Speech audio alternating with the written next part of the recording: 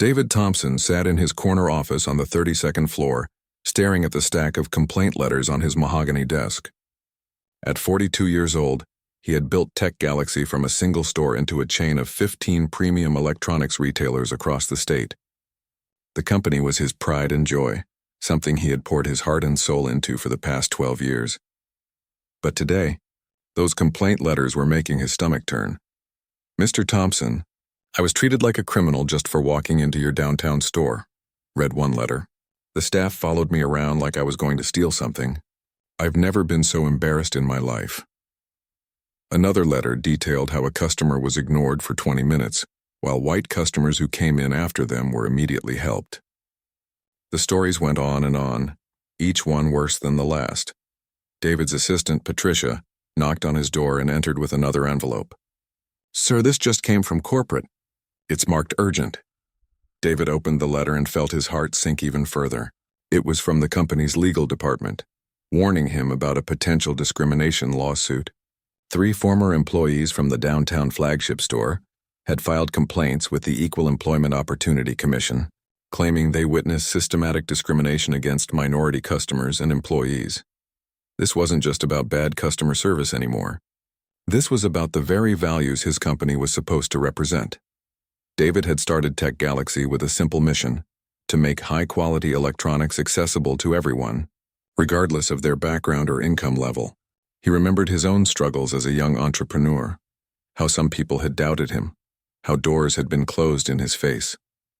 He never wanted anyone to feel that way in his stores. But somewhere along the way, as the company grew and he spent more time in boardrooms than on sales floors, things had gone wrong. Terribly wrong. Patricia was still standing by his desk looking concerned. "Sir, is everything all right? You look upset." David looked up at her. Patricia had been with him since the early days when they only had 3 stores. She was one of the few people he trusted completely. "Patricia, be honest with me. Have you heard anything about problems at the downtown store? Any complaints from customers or employees?" Patricia shifted uncomfortably. "Well, sir, there have been some whispers. Nothing concrete, but some of the regional managers have mentioned concerns about customer satisfaction scores at that location." "What kind of concerns?" "Lower sales numbers, more returns, higher employee turnover. The store manager, Kevin Rodriguez, has been asking for more security cameras and loss prevention measures. He says there's been more theft lately." David frowned. Kevin had been managing the downtown store for 3 years. His reports always showed everything was running smoothly. But these complaint letters painted a very different picture. "Has anyone actually investigated these theft claims?" "I don't think so, sir. Kevin handles most of the day-to-day operations at that location independently." David felt a chill run down his spine. As CEO, he had prided himself on being hands-on in the early years, visiting every store regularly, talking to employees and customers. But as the company expanded, he had delegated more responsibility to store managers and regional supervisors. He realized now that he might have become too removed from what was actually happening in his stores. That evening, David couldn't stop thinking about the complaints. He tried to focus on dinner with his wife, Rebecca, but his mind kept wandering back to those letters. "You're quiet tonight," Rebecca observed as she served their meal. "Something bothering you at work?" David told her about the complaints and the potential lawsuit. Rebecca listened carefully, her expression growing more serious with each detail.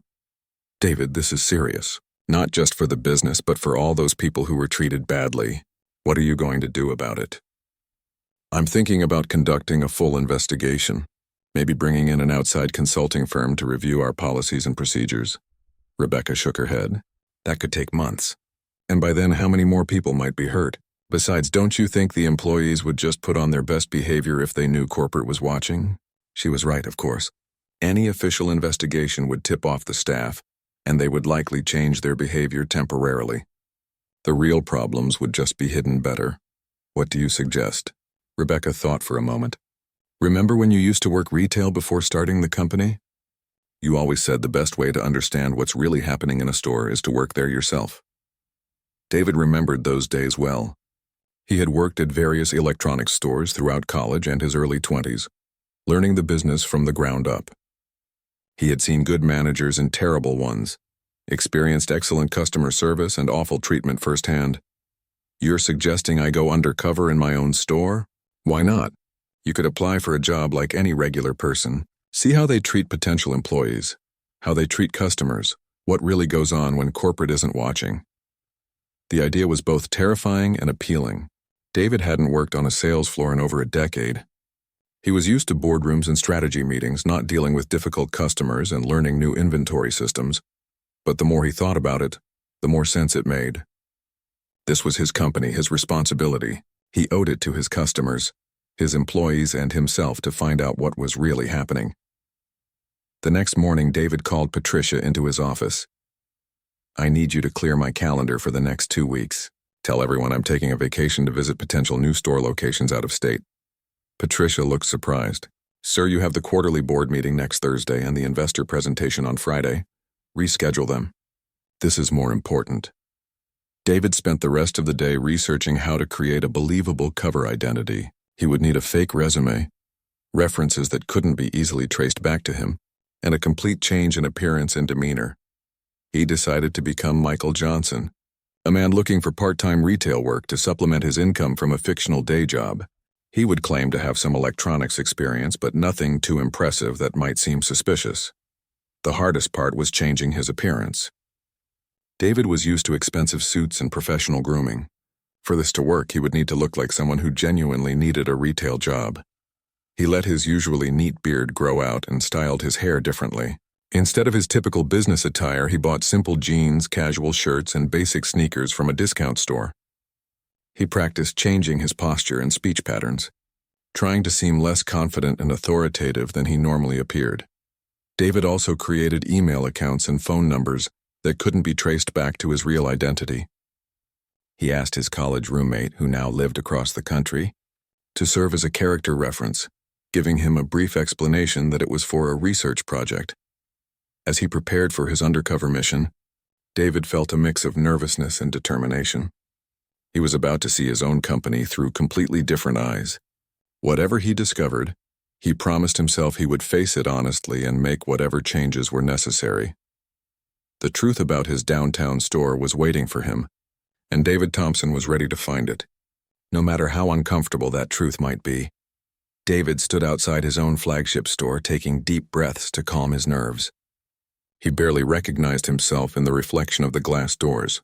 Gone was the expensive suit and confident posture of a CEO. Instead, he saw Michael Johnson, a man in worn jeans and a simple button-down shirt, looking slightly nervous about applying for a job. The store looked different from this perspective, too. As CEO, he usually entered through the back office or was greeted immediately by the manager. Now, approaching as a regular job applicant, he noticed things he had never seen before. The entrance felt less welcoming somehow, and he could see security cameras positioned to watch every corner of the store.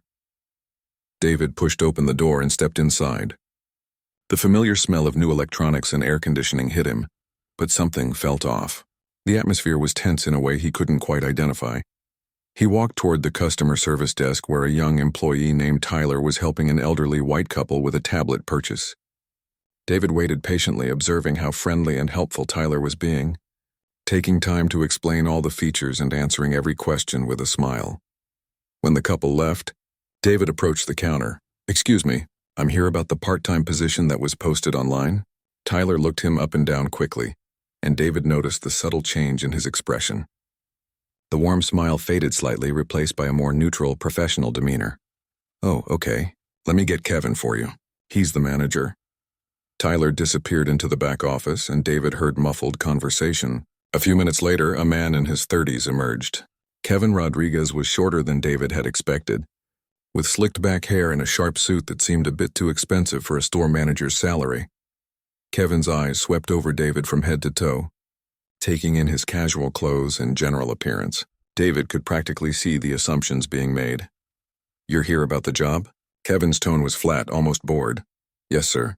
I saw the posting online for part-time sales associate. I have some electronics experience, and I'm really into." Rested in working for Tech Galaxy, Kevin glanced at his watch. "I'm pretty busy today. This isn't really a good time." David had been expecting this might be a quick process, but Kevin's reluctance surprised him. "I understand if you're busy. Could we schedule something for later this week? I'm very flexible with my time." Look, this is a pretty demanding position. We serve a very upscale clientele here. Our customers expect a certain level of sophistication from our staff. The way Kevin said sophistication made David's stomach turn. He was beginning to understand what the complaints had been about. I understand completely, David replied, maintaining his composure. I'm confident I can provide excellent customer service. I've worked in retail before and I really know electronics well. Kevin sighed as if David was being particularly difficult. Fine, let me grab an application. But I should warn you, we have very high standards here. Not everyone is cut out for this kind of work. David waited at the counter while Kevin went to get paperwork. He used the time to observe the store's operations. He watched as Tyler helped another customer, a young black woman looking at smartphones. The difference in Tyler's approach was subtle but noticeable. He wasn't rude, but he wasn't nearly as patient or thorough as he had been with the elderly couple. When she asked about payment plans, Tyler's tone became slightly skeptical, and he mentioned that credit checks were required. When Kevin returned with the application, he handed it to David without making eye contact. Fill this out completely, don't leave anything blank, and make sure your references are people who will actually answer the phone. David began filling out the application using his Michael Johnson identity. He had memorized all the fake information, but he noticed Kevin watching him suspiciously as he wrote. So, what kind of electronics experience do you have? Kevin asked. I worked at an electronics repair shop for a couple years and I've always been good with computers and phones. I built my own gaming setup at home. And why do you want to work here specifically? David had prepared for this question. Tech Galaxy has a great reputation for quality products and customer service. I've shopped here before and I was always impressed with how professional everything seemed. Kevin's expression suggested he didn't quite believe this answer. And you're looking for part-time work? What else do you do? I work some freelance computer repair jobs, but it's not steady income. I need something more reliable. Kevin nodded slowly, but David could tell he was skeptical about every answer. The questions continued for several more minutes, many of them inappropriate for a job interview. Kevin asked about David's living situation, whether he had reliable transportation, and even hinted at questions about his background that made David uncomfortable. Finally, Kevin took the completed application and glanced over it quickly. Well, I'll be honest with you, Michael. We don't usually hire people without more formal retail experience. Our customers can be pretty demanding, and we need people who can handle pressure. I'm definitely willing to learn, and I work well under pressure. Could I maybe start with a trial period or some training? Kevin looked annoyed by David's persistence. Look, I'll tell you what. We might have an opening in our stockroom. It's mostly inventory work, moving boxes, keeping track of shipments. It doesn't involve customer interaction, but it could get your foot in the door. David realized that Kevin was essentially offering him a position where he would be hidden away from customers. It wasn't what he had applied for, but it would give him access to the store's daily operations. That sounds fine. I'm willing to start anywhere and work my way up. It's minimum wage and the hours are whatever we need them to be. Sometimes early morning shifts for deliveries, sometimes late evening for inventory counts. I understand. Kevin seemed surprised that David was still interested. All right, I guess we can give you a try. But this is temporary, understand? If it doesn't work out, we'll let you know. They discussed start dates and basic logistics.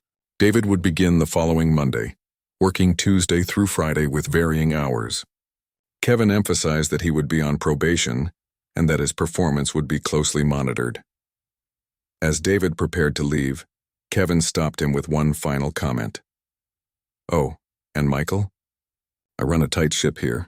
I don't tolerate laziness, attitude problems, or any kind of drama. We've had issues in the past with certain employees who thought they deserved special treatment, or tried to cause trouble. That doesn't fly here. The warning felt loaded with implications that made David's skin crawl. He simply nodded and thanked Kevin for the opportunity. Walking out of the store, David felt shaken by the entire experience. In less than an hour, he had been judged, stereotyped, and essentially told he wasn't good enough for customer-facing work, despite his qualifications and enthusiasm. He could only imagine how other job applicants had been treated, but what disturbed him most was the realization that this was just the beginning. If this was how Kevin treated potential employees, how was he treating customers? How was he training his staff to behave? David drove home feeling a mix of anger and determination. The complaints he had received were clearly just the tip of the iceberg. His company, the business he had built on principles of respect and equality, was being run in a way that went against everything he believed in. As he changed back into his regular clothes, David looked at himself in the mirror. Tomorrow he would return to being a CEO, attending meetings and making decisions from his corner office. But starting Monday, he would be Michael Johnson, stockroom worker, and he would see firsthand what was really happening in his store. He had a feeling it was going to be much worse than he had imagined. Monday morning arrived with David feeling more nervous than he had in years. He put on his simple work clothes and drove to the store's employee entrance, something he had never used before despite owning the building. The back hallway was dimly lit and felt completely different from the polished showroom up front. Kevin was waiting for him with a clipboard and an annoyed expression, as if David showing up on time was somehow inconvenient. "All right, Michael, let me show you around back here.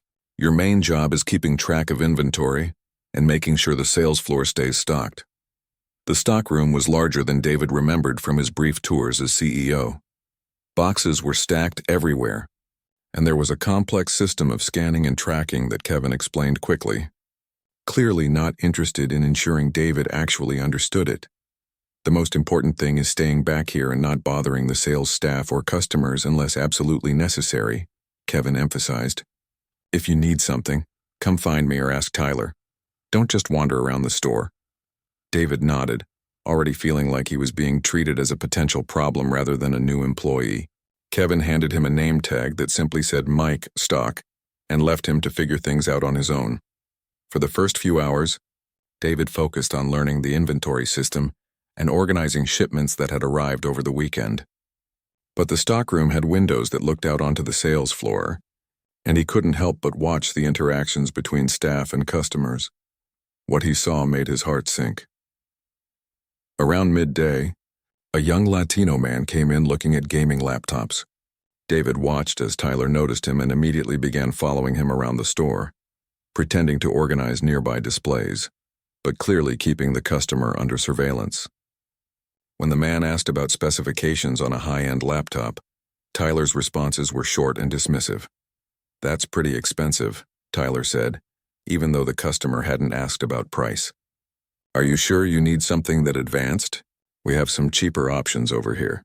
The customer seemed confused by Tyler's assumption. "Actually, I'm a computer science student. I need something powerful for my coursework. My budget is around $2,000. Even then, Tyler seemed skeptical and reluctant to show him the features of the more expensive models. David watched the entire interaction feeling sick to his stomach. This customer had money and specific needs, but he was being treated like he couldn't afford what he was looking at. Later that afternoon, David witnessed an even more disturbing scene. An older black woman came in with her teenage granddaughter, looking for a tablet for the girl's schoolwork. Kevin personally handled this interaction, and David could see immediately that something was wrong. Kevin's body language was completely different from how he had been with other customers. He stood farther away, spoke more loudly as if they might not understand him, and kept glancing around as if looking for backup. "Can I help you ladies with something?" Kevin's tone was overly formal and cold. The grandmother explained that they needed a tablet for her granddaughter's online classes and homework. She had done research and knew exactly what features they needed.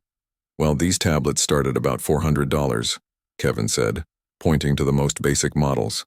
"They go up from there, but that's probably what you're looking at for something simple."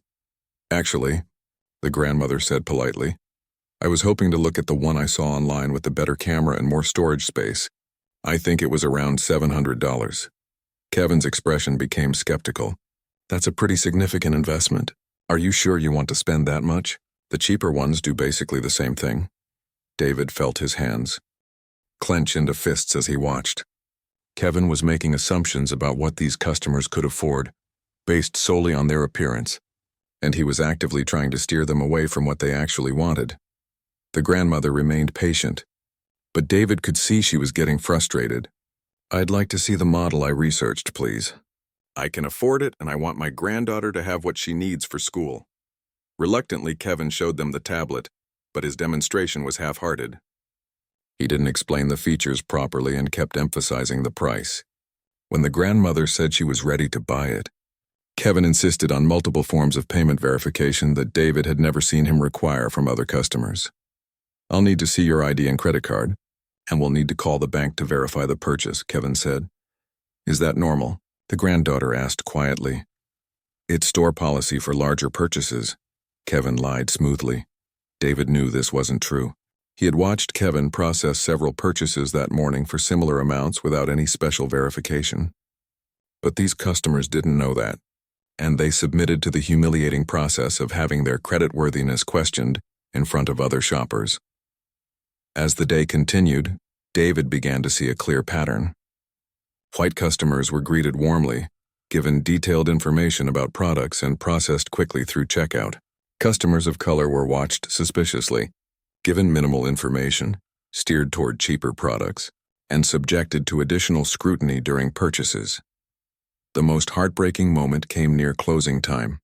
A young black college student came in looking for a laptop for his engineering classes.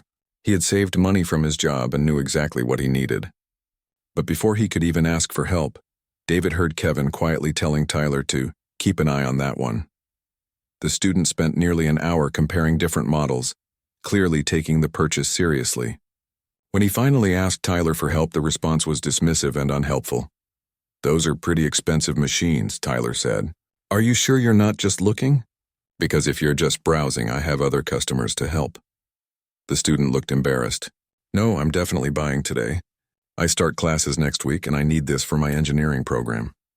Even after the student explained his needs and budget, Tyler seemed reluctant to provide good service. He answered questions with minimal detail and kept suggesting that the student might want to think about it before making such a big purchase. David wanted to intervene so badly that he had to grip the edge of a shelf to stop himself from walking out there. This young man was trying to invest in his education, and he was being treated like he didn't belong in the store.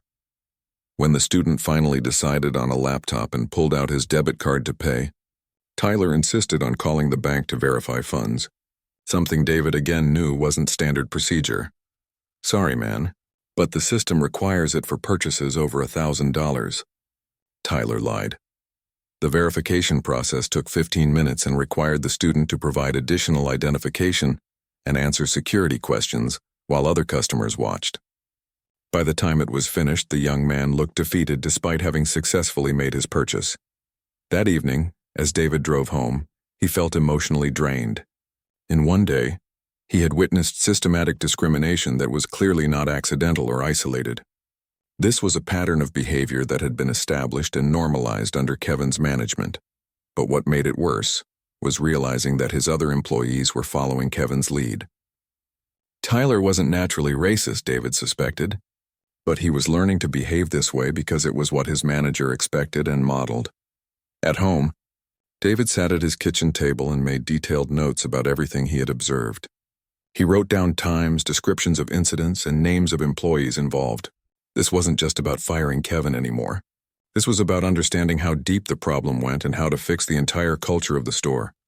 Rebecca found him there an hour later, still writing. "How was your first day as Michael Johnson?" she asked gently. David looked up at her with exhaustion in his eyes. "It was worse than I imagined. Much worse." He told her about the incidents he had witnessed, and Rebecca listened with growing concern. "David, this isn't just bad customer service. This is systematic discrimination. These people are being humiliated and treated like criminals just for shopping in your store." "I know, and the worst part is, it's not just Kevin. He's created an environment where this behavior is expected. The other employees are learning to act this way. What are you going to do?" David closed his notebook and rubbed his temples. "I need to keep watching and documenting. I need to understand exactly how this system works before I can figure out how to tear it down. How much more of this can you take? Watching people being treated this way?" It was a good question. David had been in the corporate world for so long that he had forgotten what it felt like to be powerless, to be judged and dismissed based on assumptions. Today had been a painful reminder, and he was only pretending to be someone who might face discrimination. For people who dealt with this reality every day, the impact had to be devastating. "I have to stick with it," he said finally. "These customers deserve better. My employees deserve better leadership, and I need to understand the full scope of the problem before I can fix it." Tomorrow would be another day of watching injustice happen in his own store, but David was determined to see it through. The evidence he was gathering would ensure that when he finally revealed himself, the changes he made would be permanent and meaningful. By Thursday of his first week, David felt like he was living a double life that was slowly eating away at his soul. During the day, he was Michael Johnson, the stockroom worker who had to bite his tongue while watching customers be mistreated. At night, he was David Thompson, CEO, reviewing security footage and building a case that grew more damning by the hour. The breaking point started during his lunch break on Thursday. David was eating a sandwich in the employee break room when Kevin walked in with Tyler and another sales associate named Chris. They didn't notice David sitting in the corner, partially hidden by a vending machine. "I'm telling you guys, we need to be extra careful today," Kevin was saying. "Corporate has been asking questions about our loss prevention numbers, and I don't want any surprises." "What kind of questions?" Tyler asked. "Just general stuff about inventory control and security measures. But you know how it is. They sit up in their fancy offices and don't understand what we deal with down here every day." Chris nodded. "Yeah, it's easy to have opinions when you don't have to actually work with certain types of customers." David's blood ran cold at the implication in Chris's tone. "Exactly," Kevin continued. "That's why I need you guys to stay sharp. Watch people carefully, especially if they seem out of place or like they might be casing the store. Trust your instincts." "What do you mean by out of place?" Tyler asked. David could hear genuine confusion in the young man's voice. Kevin lowered his voice, but David could still hear him clearly. "Look, I'm not saying anything against anybody, but let's be real. When someone comes in here wearing clothes that cost less than our cheapest phone, asking about our most expensive laptops, that should raise some red flags." David felt sick. Kevin was essentially training his staff to discriminate based on how customers dressed and looked. "But what if they actually want to buy something?" Tyler asked. "Then they'll understand why we need to be careful about verifying everything," Kevin replied. "Good customers don't get offended by proper security procedures." David wanted to stand up and confront Kevin right there, but he forced himself to stay quiet. This conversation was providing crucial evidence of intentional discrimination. After the lunch break, David returned to the stockroom feeling furious but more determined than ever. He spent the afternoon carefully documenting everything he had overheard and reviewing the patterns he had observed over the past few days. Around 3 o'clock, David's worst fears were confirmed when he witnessed Kevin's training philosophy in action. A middle-aged Hispanic woman came into the store with her teenage son. They were looking at gaming systems for the boy's birthday. David watched from the stockroom window as Kevin approached them with the same cold formality. He had shown other minority customers, the mother explained in slightly accented English, that her son had been saving money from his part-time job and wanted to buy a gaming console with his own money. The boy was polite and knowledgeable about the different systems, clearly having done his research, but Kevin's response was immediately skeptical. Instead of helping them compare features and prices, he began questioning whether they understood how expensive the systems were, and suggesting they might want to look at used consoles at other stores. "These new systems are pretty pricey," Kevin said, despite the fact that the mother had already indicated they were prepared to pay full price. "Have you considered looking at some of the older models? They're much more affordable." The teenage boy looked embarrassed. "Actually, I've been saving for almost a year. I have enough for the new system." Kevin's expression suggested he didn't believe this. "Well, we'd need to verify payment before we could process any sale. Sometimes young people don't realize how much tax and fees add up." David watched. The mother's face changed as she realized they were being treated differently. She had been patient up to this point, but Kevin's condescending tone was clearly frustrating her. "Excuse me, but my son has his money and I'm here to help him make his purchase. Could you please show us the system he wants?"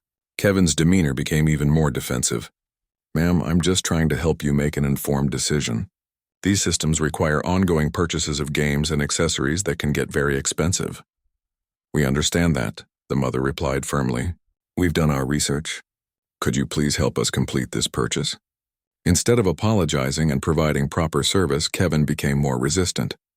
He made them wait while he checked inventory for a system that David could see was clearly in stock.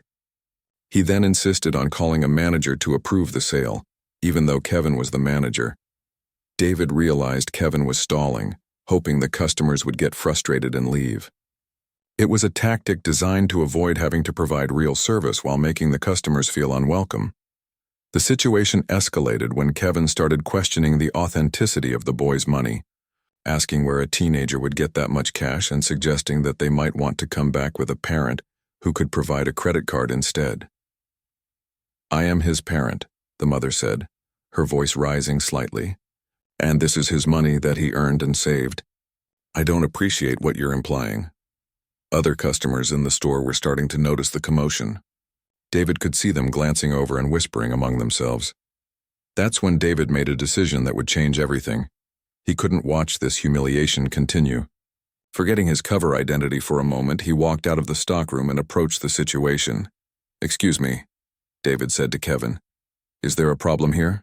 Kevin looked annoyed at the interruption. "Michael, you're supposed to be in the back. This doesn't concern you." David looked at the mother and son, both of whom appeared frustrated and embarrassed. "I'm sorry, but I couldn't help but notice that these customers seem to be having trouble getting help. Is there something I can do?" The mother looked at David gratefully. "We're just trying to buy a gaming system for my son's birthday. He saved his own money, but the manager seems to think there's some kind of problem." David turned to Kevin with barely controlled anger. "What's the problem exactly?" Kevin's face flushed. "Michael, I told you this doesn't concern you. Get back to the stockroom now."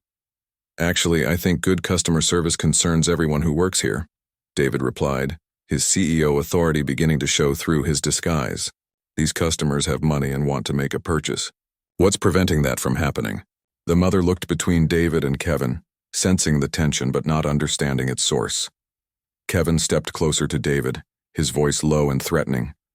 "You're way out of line here. Get back to work or you won't have a job to come back to tomorrow." David felt the careful balance of his undercover operation starting to crumble. He had maintained his cover for 4 days, gathering evidence and documenting systematic discrimination, but watching this family be humiliated in his own store was more than he could take. "These customers deserve respect and proper service," David said firmly. "That's not out of line. That's basic decency." Kevin's eyes narrowed. "Don't lecture me about how to run my store. You've been here 4 days. I've been managing this location for 3 years. Your store?" David almost laughed at the irony. "This isn't your store, Kevin. And this sure isn't how a Tech Galaxy store should be run." The mother was looking increasingly uncomfortable with the argument happening in front of her. "Look, maybe we should just go somewhere else," she said quietly to her son. "No," David said, turning to her with a sincere expression. "You shouldn't have to go anywhere else. You deserve to be treated with respect here." He looked back at Kevin with steel in his eyes. "I think we need to have a serious conversation about customer service standards and company policies." Kevin was practically shaking with anger now. "The only conversation we're going to have is about your unemployment. You're fired, effective immediately. Security will escort you out." David almost smiled. Kevin had just fired the owner of the company for trying to ensure good customer service. The irony was perfect, and it would be the final piece of evidence he needed. "Fine," David said. "But I think you're going to regret this decision very soon." As Kevin called for security, David apologized to the mother and son for the poor treatment they had received. He assured them that this was not representative of Tech Galaxy's values and suggested they speak to corporate about their experience. Walking toward the exit, David felt a mix of anger and relief. His cover was blown, but he had gathered more than enough evidence to take decisive action. Tomorrow, Kevin would learn exactly who he had just fired and what that meant for his future. The confrontation David had been building toward was about to begin. David spent Thursday night and all of Friday preparing for what would be the most important confrontation of his career. He had called Patricia and asked her to schedule an emergency meeting with Kevin for Monday morning, supposedly with a regional manager who needed to discuss some concerns about store performance. Meanwhile, David reviewed hours of security footage, compiled witness statements from customers who had filed complaints, and organized all the evidence he had gathered during his 4 days undercover. The documentation was overwhelming and undeniable. He also spent time researching Kevin's employment history and discovered some troubling patterns. Kevin had been terminated from his previous retail job due to customer complaints, though the specific reasons had been kept confidential. David realized his company's background check system had failed to catch these red flags. Rebecca found him in his home office Sunday night, surrounded by papers and laptop screens showing security footage. "Are you ready for tomorrow?" she asked. David looked up at her, feeling the weight of what was about to happen. "I think so. Part of me is nervous, but mostly I'm angry. This has been going on for 3 years, and I had no idea. You can't blame yourself for everything, David. You trusted the wrong person, but now you're fixing it. It's not just about Kevin, though. This whole situation has shown me how disconnected I've become from my own company. I need to make sure this never happens again." Monday morning arrived with David feeling more confident than he had in weeks. He dressed in his best suit and arrived at the store early, using his key to enter through the back office. Patricia had already arrived and set up the conference room with all the documentation they would need. "Mr. Thompson, are you sure you want to handle this personally?" Patricia asked. "We could have HR and legal take the lead. No, this is something I need to do myself, but I want them present for everything that happens." At exactly 9 o'clock, Kevin arrived at the store looking slightly nervous but mostly annoyed about having to meet with corporate. He had dressed nicely and was clearly planning to put on his best professional demeanor. Tyler let Kevin know that the regional manager was waiting in the conference room, and Kevin straightened his tie before walking toward the back office. David heard Kevin's footsteps approaching and took a deep breath. This was the moment everything would change. Kevin opened the conference room door expecting to meet some mid-level corporate manager. Instead, he found David Thompson, CEO and owner of Tech Galaxy, sitting at the head of the table in an expensive suit, flanked by the company's head of HR and chief legal counsel. Kevin's face went through a series of expressions: confusion, recognition, and then pure terror as he realized who was sitting in front of him. "Mr. Rodriguez," David said calmly, "please have a seat." Kevin stood frozen in the doorway for several seconds, before slowly walking to the chair across from David. His hands were visibly shaking. "I believe you know me as Michael Johnson from the stockroom," David continued. "But my real name is David Thompson, and I own this company." Kevin's mouth opened and closed several times, but no words came out.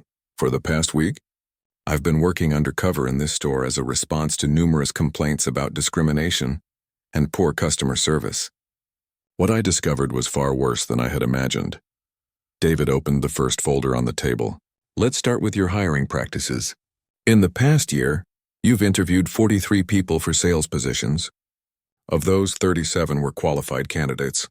However, you hired only 2 people of color out of 15 such candidates, despite many of them having superior qualifications to the white candidates you selected." Kevin finally found his voice. "Mr. Thompson, I can explain. Please don't interrupt." "We'll get to your explanations in a moment." David continued methodically through the evidence. He showed Kevin custody, Omer complaint letters, detailed incident reports, and security footage of discriminatory treatment. He played audio recordings of Kevin's conversations in the break room, where he had instructed employees to be extra careful with certain customers. With each piece of evidence, Kevin seemed to shrink further into his chair. His initial shock was being replaced by the dawning realization that his career was over. "Now, let's talk about Thursday's incident where you fired me for trying to help customers who were being mistreated." David played the security footage of the Hispanic mother and son trying to buy a gaming system. Kevin's discriminatory behavior was clearly visible, as was David's intervention and subsequent firing. "So you fired the owner of the company for trying to ensure good customer service in his own store?" David said with cold irony. "That's certainly a first in my experience." Kevin was sweating now, his confident demeanor completely gone. "Mr. Thompson, I never meant... I didn't know it was you." "That's exactly the point, Kevin. You didn't know it was me, so you showed your true character. This is how you really behave when you think no one is watching." David leaned forward. "Do you have any idea how much damage you've done to this company? How many customers you've lost? How many good employees you've driven away?" Kevin shook his head weakly. "Our downtown store's revenue is down 30% over the past 2 years. Customer satisfaction scores are the lowest in the company. Employee turnover is twice the company average. And now we're facing potential lawsuits for discrimination." David pulled out another folder. "I've also discovered that you've been manipulating sales reports to hide these problems, claiming theft losses that don't exist, blaming poor performance on difficult customers and unreliable staff. Sir, I was just trying to protect the store's reputation, By lying to corporate and mistreating customers? That's not protection, Kevin, that's sabotage. The HR director spoke up for the first time. Mr. Rodriguez, these are serious violations of company policy and potentially illegal discrimination practices. We're terminating your employment immediately. Kevin looked panicked. Please, Mr. Thompson, I have a family. I need this job. I can change, I promise. David felt a moment of sympathy, but then he thought about all the customers who had been humiliated and mistreated. Kevin, you've had 3 years to change. Instead, you created a culture of discrimination and trained other employees to behave the same way. I'll do anything to make this right. Please give me another chance. The time for chances was before you decided to treat people badly based on their skin color or appearance. The time for chances was before you lied on reports and created a hostile environment for employees and customers. David stood up. Your employment is terminated immediately. Security will escort you from the building, and you'll receive information about your final paycheck and benefits from HR. Kevin was escorted out 15 minutes later, still looking stunned by how quickly his world had collapsed. With Kevin gone, David gathered the remaining store employees in the main showroom. Word had already spread that something major was happening, and everyone looked nervous. I'm David Thompson, the owner and CEO of Tech Galaxy, David began. Some of you may have met me briefly during store visits, but last week I worked here undercover as Michael Johnson in the stockroom. The employees looked shocked. Tyler's face went pale as he realized some of his behavior had been observed by the company's owner. I came here because we were receiving complaints about discrimination and poor customer service. What I found was unacceptable and completely contrary to the values this company was founded on. David looked directly at Tyler. Some of you were following the example set by your manager. That doesn't excuse the behavior, but I understand that you were following what you thought was expected of you. He paused to let that sink in. Kevin Rodriguez has been terminated. We're implementing immediate changes to ensure this never happens again. David announced that Diana Martinez, an experienced employee who had been overlooked for promotion despite her qualifications, would be the new store manager. He outlined new training programs, regular corporate oversight, and a zero-tolerance policy for discrimination. This company was built on the principle that everyone deserves respect and quality service, regardless of their background or appearance. That's not negotiable. Over the following weeks, David implemented sweeping changes throughout the company. Mandatory bias training became required for all employees. New hiring practices were established with oversight and accountability measures. Customer feedback systems were improved to catch problems early. Most importantly, David made a commitment to stay more connected to day-to-day operations. He instituted regular unannounced visits to all stores and created direct communication channels for employees and customers to report problems. The downtown store's transformation was remarkable. With Diana's leadership and the new policies, customer satisfaction scores improved dramatically. Revenue began recovering as word spread that the store had changed its culture. David often thought about the customers he had watched being mistreated during his undercover week. He couldn't undo those experiences, but he was determined to ensure they would never happen again in any of his stores. 3 months later, David received a letter from the Hispanic mother, whose son had been treated badly when trying to buy a gaming system. She had returned to the store with some skepticism, but found the experience completely different. Diana had personally helped them with the purchase and thrown in some free accessories as an apology for their previous treatment.